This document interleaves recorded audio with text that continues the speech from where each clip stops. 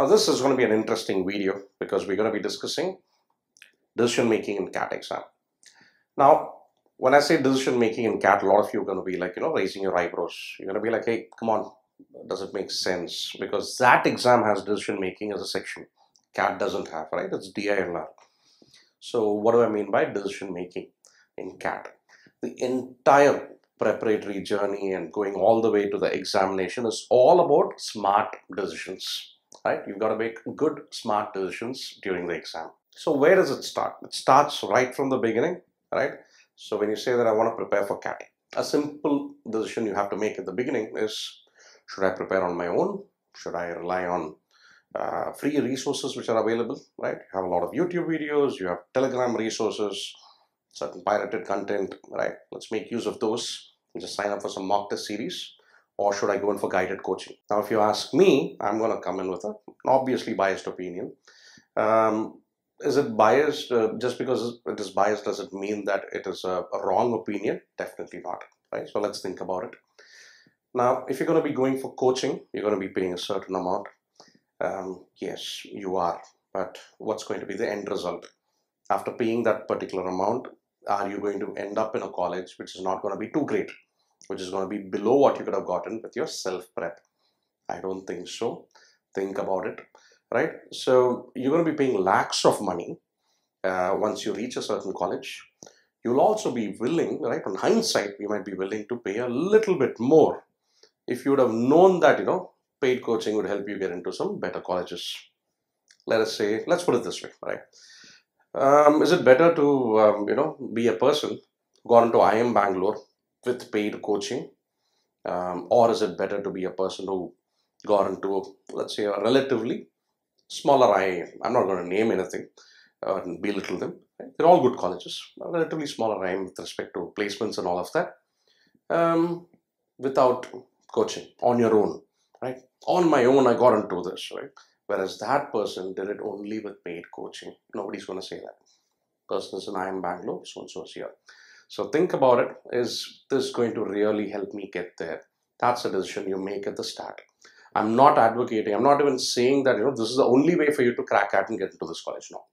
I myself, did not go for coaching, had a different set of skill set when I started off for this, right? I'm not saying that, this is the only way you can do it, but that's a decision you make and you stick with that. Second, you need to identify your strengths and weaknesses and which areas to focus on. Some students will be like, I'm weak in this, let me focus only on that. No, you need to focus on your strengths also, because you need to have a very high overall score, right? So you need to focus on that. How do I get to that? Once I take a mock test, right?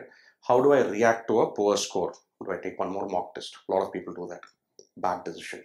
What is the point in taking one mock after the other without understanding the issues you're facing, the mistakes you're making?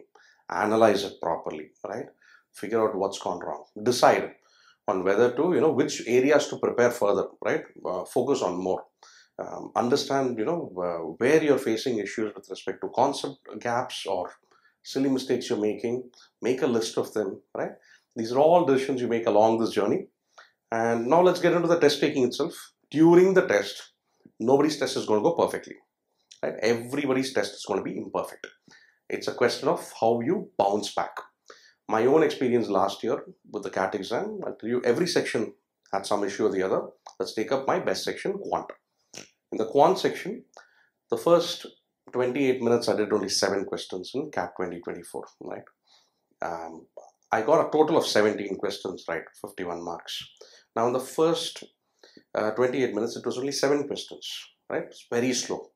But when I saw the time, I don't really see the timer much. So it was 12 minutes to go. I knew that, I've got to go fast. Otherwise, it's going to be a really off score.